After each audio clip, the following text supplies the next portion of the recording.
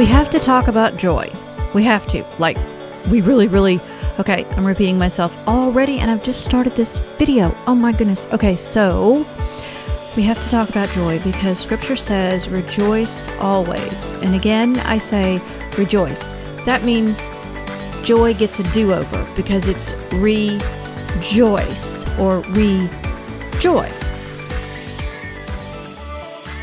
I'm probably going to talk way too fast through this video. I am so sorry. I'm a little hyped up. And this is only because I had so much fun with the picture that I'm creating. So if you want to just watch the art, hit the mute button. You don't have to listen to me just talk and talk. Otherwise, here we go. We're going to talk about joy because how often do you experience joy intentionally? How often do you do something that you know is going to make you excited and happy and joyful and, oh my goodness, all the fun things, and you can't wait to do it, and you love it when you're doing it, and then when you're done, you thought that was just the best thing ever. I'm going to link the scripture or list the scripture in the show notes below, so be sure you check the show notes for the scripture. I'm not going to drop it in the video this time, and you will also find a link to something that I made. It's kind of fun. It's a little piece of merchandise with one of these pictures on it that I'm creating. But aside from all that, the reason this has happened is because I got so stinking excited about creating. I've been thinking about creating this all week, literally all week. I've been thinking about it, and I've just now gotten to it because I really wanted to do it all week, and the week was just packed, which is good, but at the same time, it was that anticipation that kept me going because I knew I'm going to do this. It's going to be fun. I kind of know how I'm going to do it. I think it's going to work. I can't wait. Isn't that what we're to live with Christ? Isn't that how life is when we live as a believer? Because we can't wait because we know something amazing is about to happen at any moment. It's going to happen, and we're not sure what it is, but we know it's going to happen, and it's going to be amazing.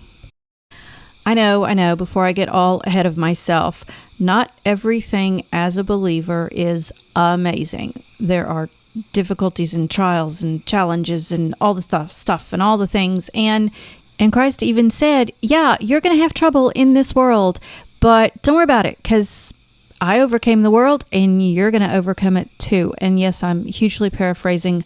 Again, we know that I do this, can't help it. I get too excited, I have to keep going. The point is, whatever and wherever we're at, it is about knowing the truth being Christ is with us all the time. It's our relationship with Him that brings the joy. It's our relationship with Him that leads us back and through joy, no matter what's going on outside and around us. And I know this is difficult. I know this firsthand, this is difficult because I know physical difficulties and challenges, emotional, relationship, everything that we walk into and through has a level of yikes. I don't like this. This is hard. I get it. Boy, do I get it. And at the same time, we can go, yikes, this is hard. And we can also say, okay, this is hard, but Christ has overcome this and He's going to help me walk through this and overcome it. Not everything in life is rainbows and unicorns. We already know this. It is proven. But when I think about a small child and how they approach challenges and difficulties and don't get the popsicle that they want and have to take a nap and they don't want to, they throw a little hissy fit. I get it. But they also don't dwell on it. They get upset, but they throw a little hissy fit and then they get over it and they keep going and they keep going and they keep going.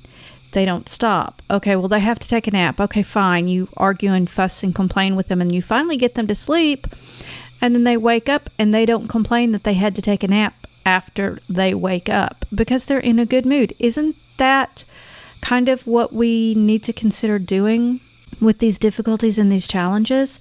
Yes, go through them. If you need to have a hissy fit, heaven knows I have my own ration of hissy fits, let me tell you. But at the same time, I'm still moving through the challenge and the difficulty. I'm not sitting still. I'm not staying in that same place being miserable and unhappy.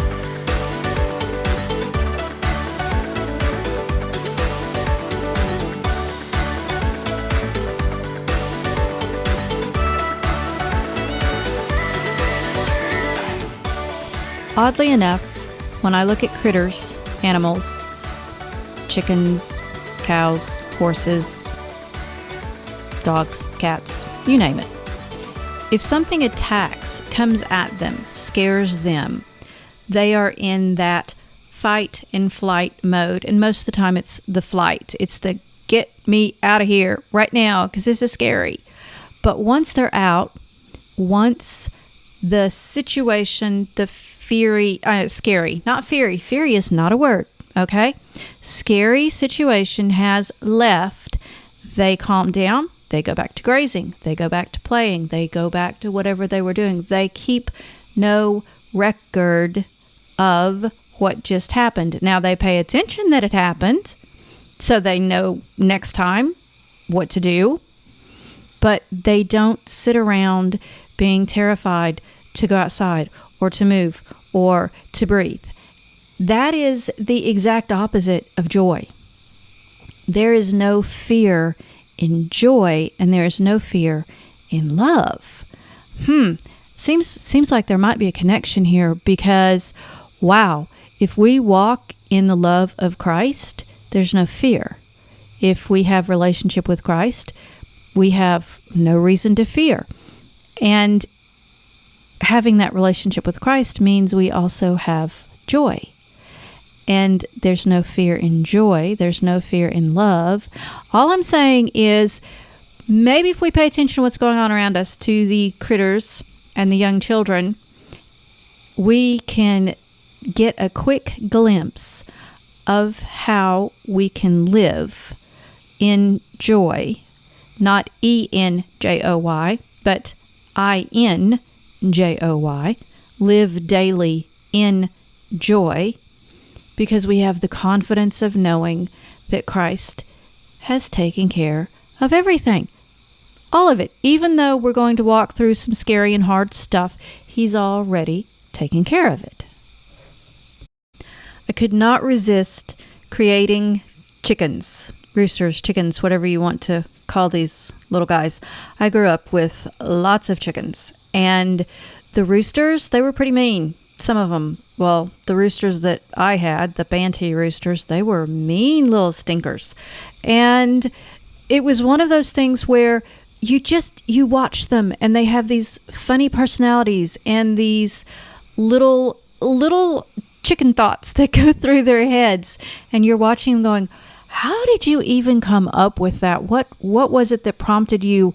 You're just a chicken. How could you possibly think that? Oh gosh, but then I think, how much like a chicken am I, and how do I think these things to be afraid of? How do I think of these things to keep me from living a joyful life? Well, chickens are one of my favorite critters. Frizzle chickens, especially. I don't have any pictures of them, but they're really, really feathery and crazy, and they look like they've had a bad hair day, which I love. So making this connection that Chickens are silly and fun and goofy, and if you've never watched them, you need to go someplace and you just need to stare at some chickens for a while, because it will change your perspective on joy. And I promise, if you hang out long enough with the chickens, you're going to crack up, because they are absolutely hilarious.